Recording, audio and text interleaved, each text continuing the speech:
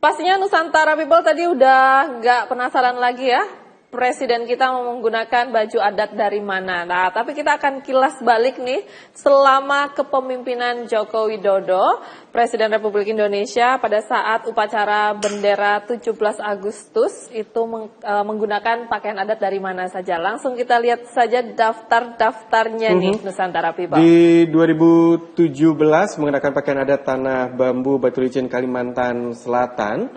Lalu juga kita lihat nih ada grafisnya dulu.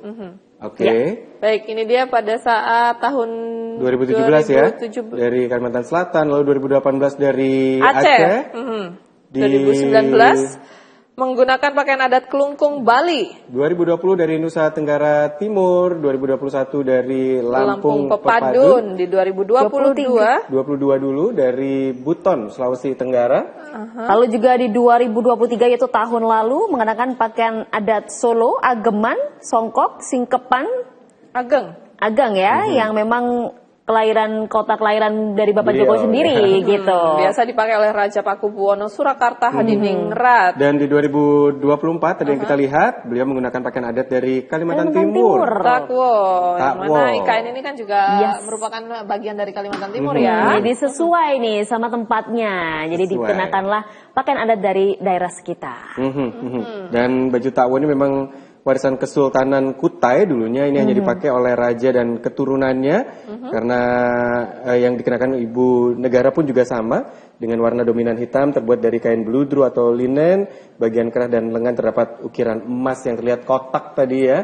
Dan bagian bawah Jokowi mengenakan celana panjang hitam dibalut kain motif batik, sedangkan ibu negara menggunakan rok hitam dibalut kain batik juga. Siapa yang sempat menyangka tadi Pak Jokowi awal-awal kok pakai baju Solo lagi? Wah, ini karena mau pensiun nih ya, kembali ke Solo gitu. Ternyata bukan dari Solo, dari Kalimantan Timur. Kalau ada yang nyangka itu dari Solo, berarti kita sempat sama.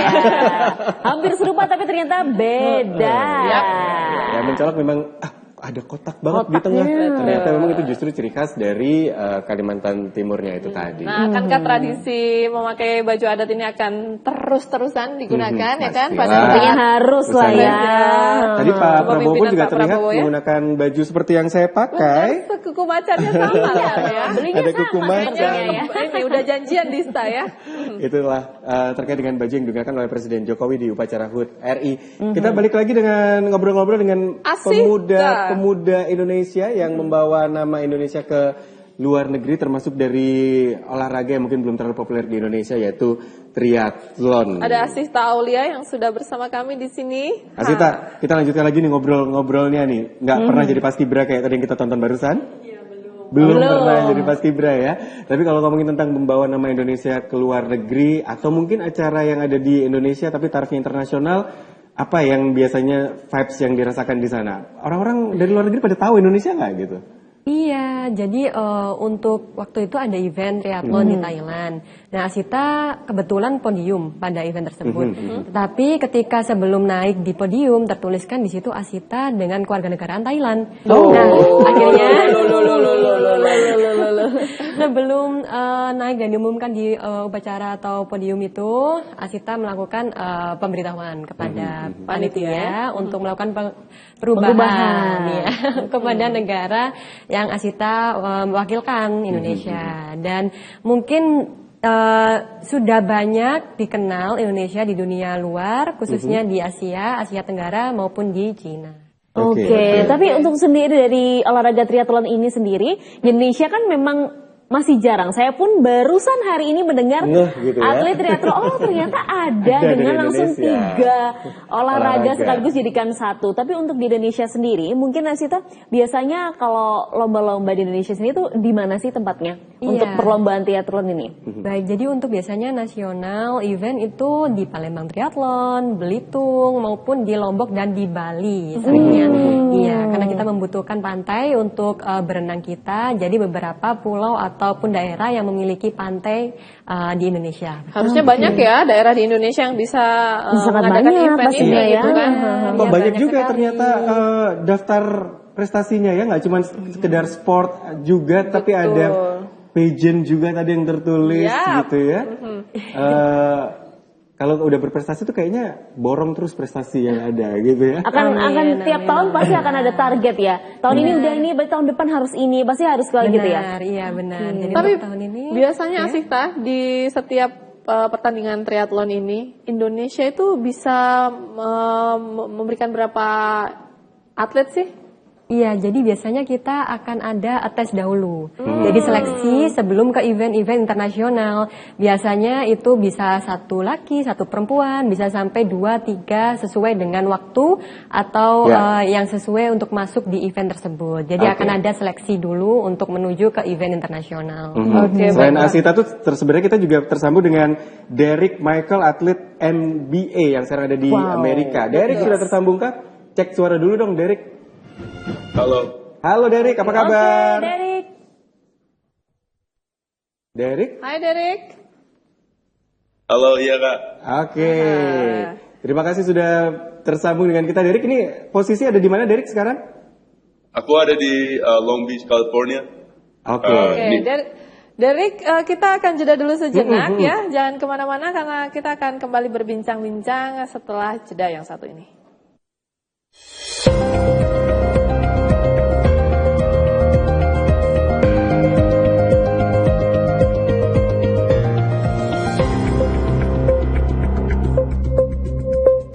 So now we're face to face.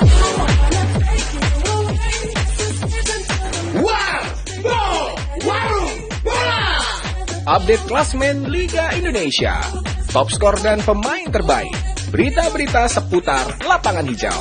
Kami sajikan dengan gaya khas untuk Anda. Warball, setiap Kamis sampai Sabtu jam 21 waktu Indonesia Barat. Hanya di Jawa Pos TV. Berbagai peristiwa disajikan dalam sebuah berita. Berbagai informasi disajikan sesuai fakta. Dari momen Idul Adha kali ini saja, para penjual bumbu jadi diserbu banyak pembeli, khususnya para ibu-ibu yang bersiap akan memasak olahan daging kurban. Dikemas dalam program Update Petang, setiap hari pukul 18 waktu Indonesia Barat. Di Jawa Pos TV.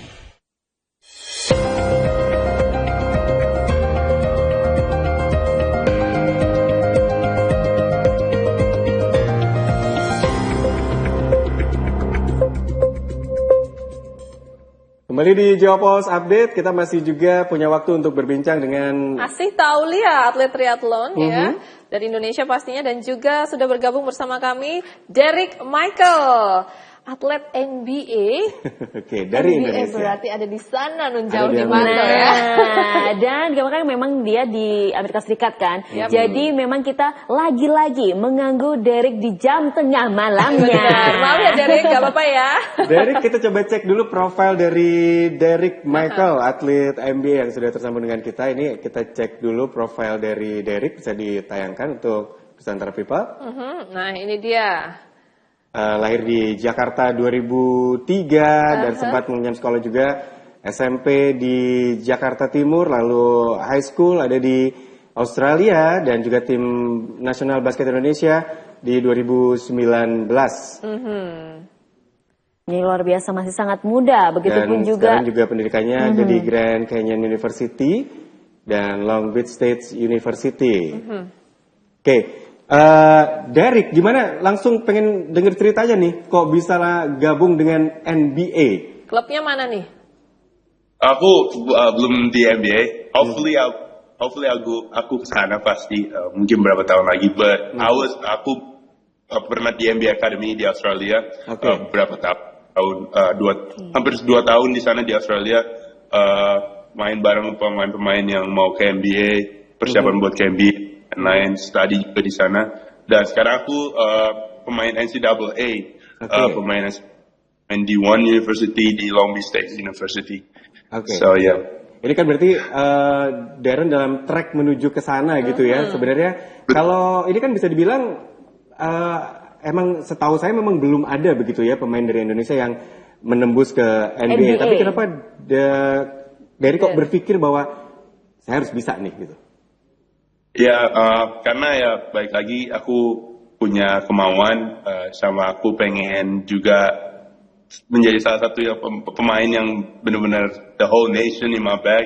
Semua Indonesia berharap sama aku, dan aku udah sampai mungkin di tengah-tengah, ngapain aku mundur ke belakang, mendingan aku tetap maju. Dan kemungkinan aku 100% sih yakin, kalau kita latih kerja keras pasti kan ada hasilnya. Oke, pasti.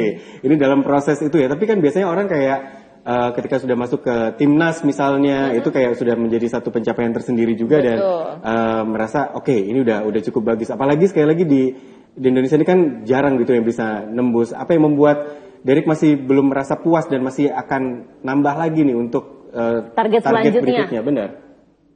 Apa ya, kalau orang bilang kan sky is the limit, jadi nggak ada limitnya kita mau ngapain, kayak di dunia pekerjaan, di dunia manapun gitu. Kalau kita ada sesuatu, ada goal yang kita mau capai, pastinya kita akan pengen capain gitu, walaupun itu cuman pengen hal-hal kecil yang kita mau go, pasti kita capain. Dan itu yang aku selalu, hal kecil yang goals yang aku pengen buktiin, aku harus kerjain sih. Jadi menurut aku kalau kita punya kesempatan masih bisa dikasih tinggi, aku dikasih semua yang aku bisa, aku pakai sih buat nyampein.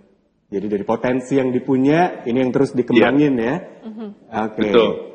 Tapi Derek sendiri, mungkin karena memang Indonesia termasuk jarang banget yang akhirnya bisa menembus NBA ya kan, di basket internasional. Nah, tapi kalau dari teman-teman sendiri, tahu nggak sebenarnya negara Indonesia itu di mana? Atau nggak banyak ya? Nggak banyak sebenarnya memang. Mungkin pas aku tanya tahu Indonesia di mana, mungkin mereka nggak tahu, tapi mereka tahu Bali. Rata-rata mereka tahu. Selalu ya. Lalu gimana cara Derek untuk memperkenalkan Indonesia? Betul. Bali itu di Indonesia. Mereka pikir Bali, mereka kira Bali itu negara. Aku bilang aku lurusin. Aku bilang Bali itu Indonesia, you have to know it. Harus dikunjungi ya, bukan cuma tahu aja, harus datang ke Indonesia gitu, bukan cuma Bali gitu ya. Derek boleh cerita dong, mungkin sudah sedekat apa nih dengan yang diinginkan masuk ke NBA? Apakah memang ketemu dengan faktor-faktor yang mungkin jadi penghalang gitu ya, yang menjadi harus ditaklukkan lagi? Gak ada halangan sih, mungkin dari pesan dari mama sih. Emang dari pertama kali aku udah abort ke luar, mau sekolah dulu, karena hal-hal tersebut mungkin kita bisa masuk NBA kapan aja. Tapi emang kalau ada kesempatan masuk NBA sekarang juga pasti kita ambil kan. Tapi dari mama emang karena mama orang Batak kali ya, studi itu nomor 1 kali ya. Jadi aku mau nyelesain studi, tapi di dalam 2 tahun terakhir nanti aku mau coba masuk NBA draft kalau aku udah kepilih dan lain-lain. Jadi 2 tahun ke depan aku mau coba sih. Harus ya. Saya ke Asita dulu nih. Asita, kalau bicara tentang sekarang momentumnya adalah tentang kemerdekaan Republik Indonesia. Kamu sendiri gimana nih memaknai kemerdekaan itu dengan prestasi, dengan apa yang kamu lakukan sekarang gimana? Iya, benar sekali. Jadi melalui olahraga, pemuda-pemudi Indonesia itu bisa memberikan prestasi terbaiknya untuk membawa nama Indonesia sehingga dikenal di kancah internasional maupun di dunia. Begitu. Jadi kita bisa menggunakan apapun seperti tadi yang Kakak Derek Michael bilang kepada kita, bahwa kita bisa memaksimalkan potensi yang kita miliki untuk dapat membawa nama negara kita Indonesia. Jadi merdeka untuk berprestasi juga ya. Benar. Kalau mengenalkan Indonesia ya. Derek gimana nih Derek memaknai kemerdekaan ini dari sudut pandangmu sebagai atlet juga nih? Mungkin sama kali ya, kayak gitu ya. Soalnya aku di sini, aku bawa nama Indonesia kemana-mana kan. Kalau aku mau pergi ke sana, dan orang Indonesia di sini banyak, jadi mereka lebih tahu. Dan yang kakak tadi bilang juga, kita dikasih potensi, kita harus, dan aku juga di sini aku harus bawa nama baik Indonesia di luar di mana aja sih sebenarnya. Karena kita sebagai atlet, kita nggak mau nama Indonesia jelek karena kita membuat sesuatu yang salah, yang membuat nama Indonesia tuh nggak bagus di mata orang luar. Jadi apa aku kasih sih buat nama Indonesia. Tapi kalau saya itu juga kalau ngelihat atlet Indonesia yang sudah menjalani profesinya di luar negeri begitu ya, termasuk juga Derek yang juga terus menggeluti basketnya di luar negeri, di Amerika, negara yang memang apa ya, core-nya basket gitu loh, core basket. Apakah ini membuat jadi agak-agak bisa melunturkan kebangsaan atau keindonesiaan ya, Derek? Tantangannya gimana di sana? Enggak sih. Aku mama, aku sering banget, aku pasti masih ngomong pakai bahasa Indonesia, aku masih lancar. Aku orang Jakarta, mama orang Batak. Cuma aku emang ada keturunan orang luar, dan itu nggak ada yang menjadi hal ini sih, karena aku lahir di sana. Aku sekolah di sana sampai SMA, dan aku pergi keluar tetap pakai bahasa Indonesia. Dan itu sih aku pride sih. Aku pride bawa bahasa aku sini, bawa cara aku ngomong, cara kita humble-nya kita di Indonesia tuh aku bawa sampai sini sih. Oke, humble-nya Indonesia harus dibawa sampai mana-mana nih ya. Tetap ya. Oke, keren nih. Kalau ke Sita, gimana Sita? Untuk bisa membuat menunjukkan kebanggaan terhadap Indonesianya ke teman-teman yang juga mungkin dari berbagai macam negara di olahraga triathlon. Iya benar, kita harus memberikan hasil terbaik kita, prestasi terbaik kita ketika perlombaan tersebut. Jadi ketika event kita benar-benar bisa memberikan yang terbaik, kita bisa podium. Jadi mereka semua bisa tahu kita membawa negara kita dengan membawa bendera ketika di podium. Nah dari situlah mereka mulai mengetahui dan mengenal Indonesia, sehingga teman-teman semuanya bisa mungkin berkunjung atau mungkin bisa menambah relasi pertemanan dari event-event triathlon tersebut. Benar. Meskipun memang agak-agak minoritas sebenarnya atlet triathlon kalau dibandingkan dengan yang dari luar negeri gitu ya. Benar, iya mungkin teman-teman masih banyak yang mengira dari India atau mungkin dari mungkin negara Asia Tenggara lainnya. Iya. Tetapi dari situlah kita bisa memperkenalkan Indonesia lebih masuk kepada atlet triathlon khususnya. Iya, saya juga setuju banget ya, apalagi para atlet-atlet yang memang sampai ke mancanegara itu bebannya benar-benar langsung bawa nama negara gitu loh. Jadi mau tidak mau dipaksa dan diwajibkan harus tampil prima dan baik. Itu dia ya, bincang-bincang kita dengan Asita Aulia, atlet triathlon dari Indonesia, dan juga Derek Michael. Terima kasih masih bersama kami di Jawa Post Update, tentunya masih dengan euforia kemeriahan kemerdekaan Republik Indonesia ke-79. Merdeka. Telat nih. Merdeka lagi. Merdeka. Kaget soalnya tiba-tiba ditodongin merdeka gitu. Kalau nggak ngomong merdeka, saya suruh keluar loh nanti. Itu kemarin ya. Hari ini kita seneng-seneng aja. Kita cek lagi untuk generasi muda yang juga membawa nama Indonesia ke kancah internasional. Dan sudah di studio ada nih di studio kita ya. Kita langsung panggil aja, ada Asita Aulia, atlet triathlon Indonesia. Halo Asita. Cantik sekali dengan merah putihnya. Silakan duduk. Ini kalau ngomongin tentang triathlon, aku udah capek duluan. Belum tentu semua tahu bahwa triathlon itu juga menyapekkan loh, dan trinya itu apa aja gitu ya. Dan jujur saya pun juga tidak tahu. Secara detail tuh sebenarnya akan seperti apa dan kenapa bisa triathlon ini membawa Asita sampai ke kancah internasional dengan membawa nama Indonesia. Kita bakal ngobrol-ngobrol. Apa kabar Asita hari ini?